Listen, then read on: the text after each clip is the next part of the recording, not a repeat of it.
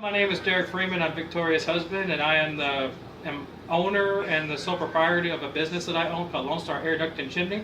I do air duct cleaning, chimney sweeps and inspections, and dryer vent cleaning, and minor repairs. And tonight I'm going to show you how to do a chimney sweep plus inspection.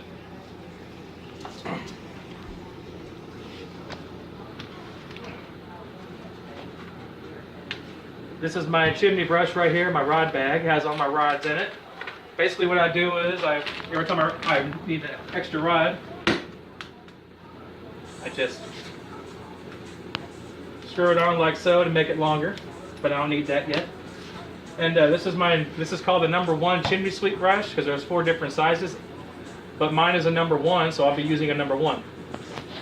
Okay, first thing first, what I do is I inspect the back walls. There are several different types, but the most common ones in the Houston area are prefab like mine, or now I'm nervous. Or fabricated, yeah. Make sure there's no cracks in them, make sure they're not loose, make sure they're not falling out. And then I check the damper, which is this little handle right here. That's closed, that's open. Make sure that works properly. And then I will vacuum up.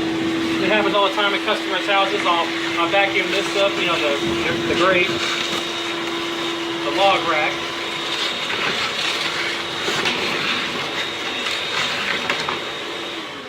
I do that as to not get any ashes or stains on the customer's upholstery or carpet. Then I have my sheet here.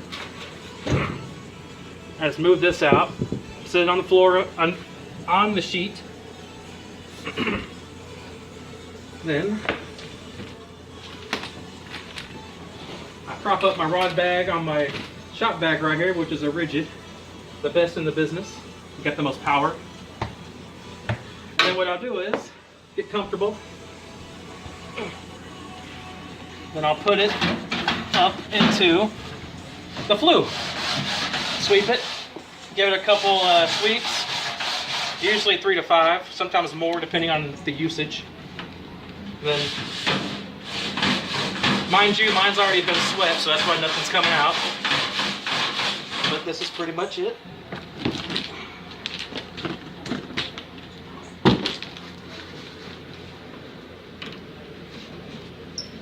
And like I said at the beginning of the video, you just keep extending until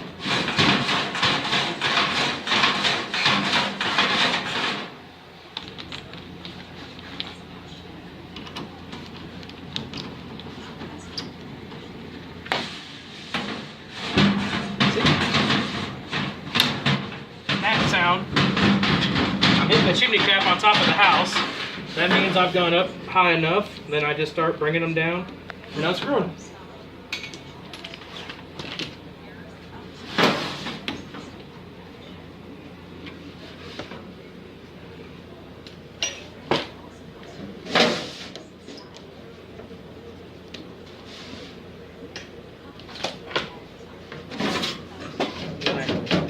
Make sure I get all the soot off my brush before I bring it out of the firebox to not get all over the customer's house. Because the soot can get everywhere. Put all that in the bag. Turn on my shop vac.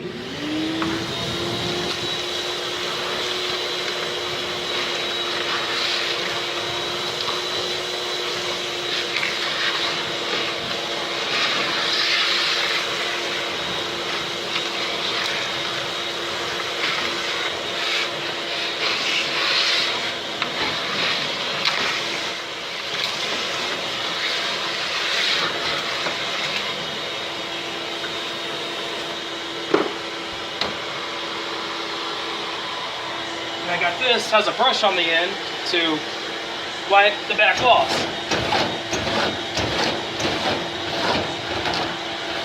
The side walls.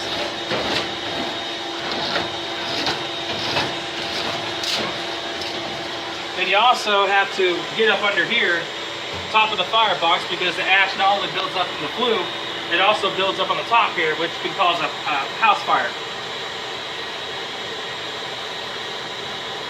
What I'll do is, get in there, get that real good. And look up inside. Make sure I'm not missing anything.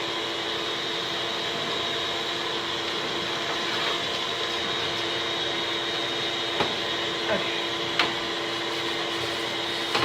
Now what I like to do is, if the customer, when I show up at the house, if her damper is open, when I'm done, I leave it open.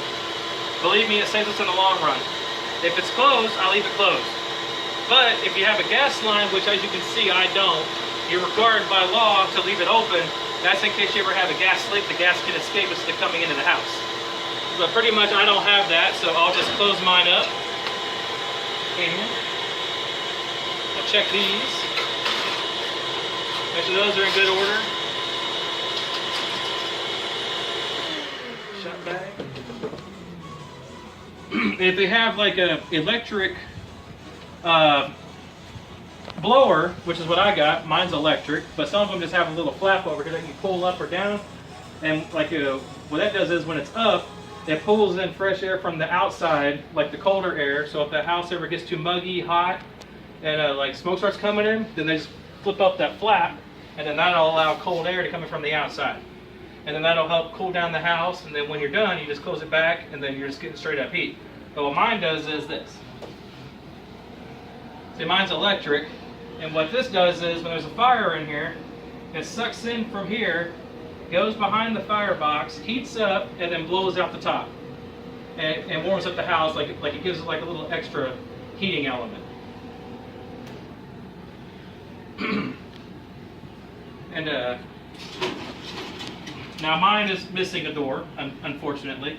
But you know, I'll check the doors, make sure they work properly, make sure they close properly, and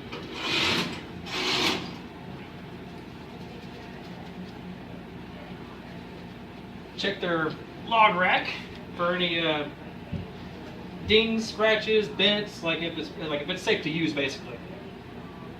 Mine's what you call a cradle, and since I got kids, that's why I got the cradle, because I ain't gonna worry about a log, you know, going anywhere. Then I just put it back in there, pull that out, make sure it's up against the wall completely, and then I get up on the roof and I check the chimney cap and the flashing for for the rain. I check the shingles around the chimney stack or the flue, and check for any loose bricks, things like that. But that's pretty much it for my house. Hope you enjoyed.